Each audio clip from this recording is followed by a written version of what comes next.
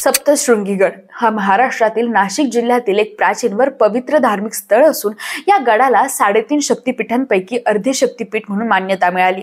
पण ही मंदिरं सामान्य नसून ते अनेक गूढ रहस्यांनी भरले। 7 शिखरांनी नटलेल्या डोंगरावर असलेल्या या गडावरील देवीची 18 हातांची स्वयंभू मूर्ती हा मोठा चमत्कार मानला जातो। प्रत्येक हातात शस्त्र असून ती महिषासुर मर्दिनीच्या स्वरूपात विराजमान आहे। मंदिराचा इतिहास फार प्राचीन असून लोकश्रुतीनुसार येथे देवीने महिषासुराचा वध केला होता।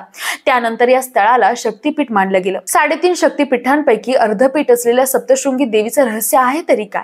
कुठली 3 रहस्य या मंदिराबाबत प्रचलित आहे? सगळं जाणून घेऊया या व्हिडिओच्या माध्यमातून। या मंदिरातलं पहिलं रहस्य आहे इथला प्राचीन शीतकडा।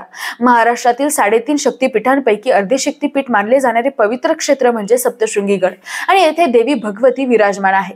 हे जागृत दैवत नाशिक पासून सुमारे 55 किलोमीटर अंतरावर आहे। गडाच्या पायथ्याशी नांदुरी हे गाव वसले। गडावर पोहोचण्यासाठी 11 किलोमीटरचा घाट रस्ता पार करावा लागतो। सप्तशृंगी मातेचे मंदिर 7 शिखरांनी वेढलेल्या डोंगरावर असून त्यामुळे या ठिकाणाला सप्तशृंगी गड निवासिनी म्हणून ओळख मिळाली आहे। गडाच्या पूर्वेस मार्कंडेय ऋषीचा डोंगर आहे। या परिसरात अनेक औषधी वनस्पती आणि पवित्र तीर्थकुंड आहे।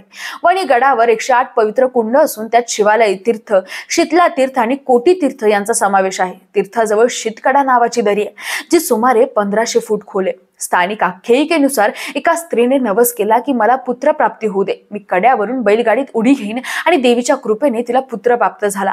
या स्त्रीने आपल्या पुत्रासह बैलगाडीत बसून शीतकड्यावरून उडी घेतली आणि त्या उडीच्या ठिकाणाची खूण अजूनही लोकांना दिसते। शीतकडा समुद्र सपाटीपासून 4838 फूट उंच आहे। भगवती देवीच्या मंदिरात पोहोचण्यासाठी 470 पायऱ्या चढाव्या लागतात, ज्या इसवी सन 1710 मध्ये उमाबाई दाभाडे यांनी बांधल्या होत्या। दुसरं रहस्य म्हणजे देवीची मूर्ती सप्तशृंगी देवी खंडेशी देवी म्हणून विशेष प्रसिद्ध आहे। विशेषतः चाळीसगाव, जळगाव, मालेगाव आणि धुळे या भागातून भक्त दर्शनासाठी इथे येत असतात। मंदिरातील देवीची मूर्ती उच्चासनावर असून ती सुमारे 8 ते 9 फूट उंच आहे आणि काळ्या पाषाणातील स्वयंभू आहे। देवीला 18 हात आहेत, पाणीदार नेत्र आहेत, सरळ परंतु किंचित कललेली मान असून प्रत्येक हातात 18 विविध अस्त्रे आहेत। मूर्ती शेंदुराने लेपलेली असून कर्णफुलं, नथ, मंगळसूत्र, कमरपट्टा आणि तोडे परिधान केलेले आहेत।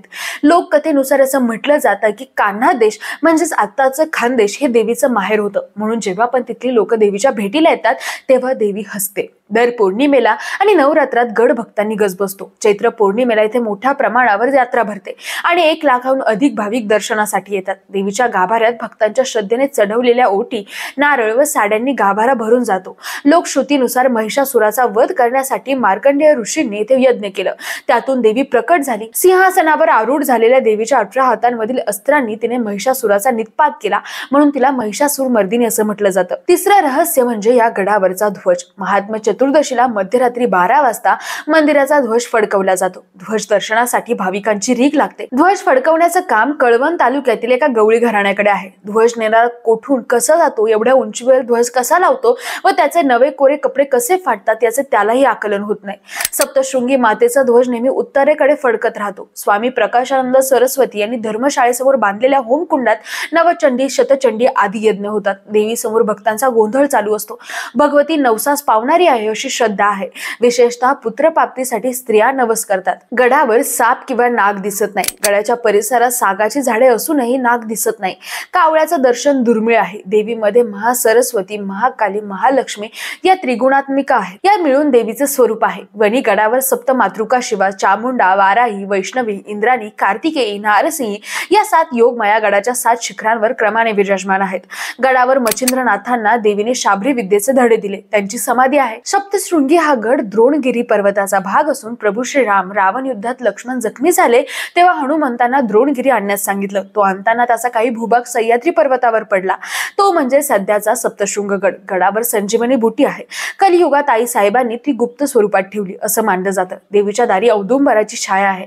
तेथे दत्त दिगंबर भेटीस येतात। त्या औदुंबराखाली शुभ्र नागराज असून त्याच्या मस्तकात हिरा आहे। जेव्हा श्रीराम आणि सीता, लक्ष्मण वनवास काळी पंचवटीत आले असता गडावर देवीच्या नित्य दर्शनास येत असत असं सांगितलं जातं. सप्तशृंगी गडाच्या रहस्यांनी भरलेल्या या प्रवासात आपण बघितलं की प्रत्येक कोपरा, प्रत्येक शिखर आणि प्रत्येक कासवळ या ठिकाणाला एक अद्वितीय महत्त्व देतात.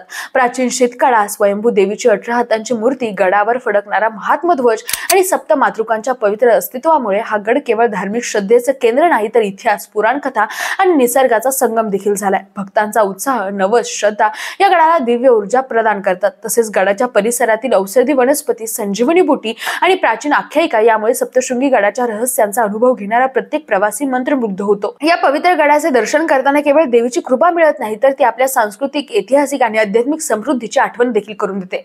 सतत भक्ती, श्रद्धा आणि गुढांनी भरलेले हे ठिकाण महाराष्ट्राच्या धार्मिक नकाशावर अजरामर झाले. बाकी तुमचे या ठिकाणाबद्दल काय मत आहे? कमेंट करून नक्की सांगा आणि सोबतच NRT न्यूजला फॉलो करायला विसरू नका. धन्यवाद.